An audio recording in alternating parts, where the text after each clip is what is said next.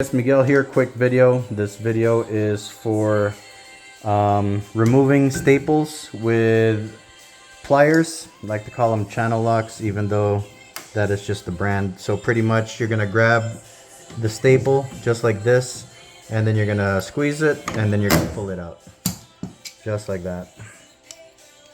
This one you can also twist if you don't have enough room, and pretty much it's just getting the staples within the teeth, and then that's the easiest way to actually do it.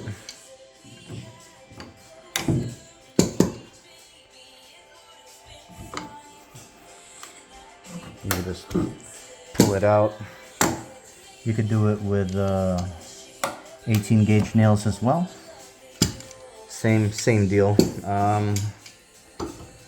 Cleaning up this hallway, and that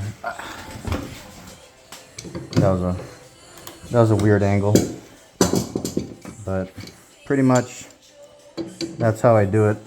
Figure if you're in a situation where you're doing your DIY stuff and you don't know how to get it out, you can also get it out with a screwdriver, but these pliers are the best. So hope the video was helpful. Thanks for watching.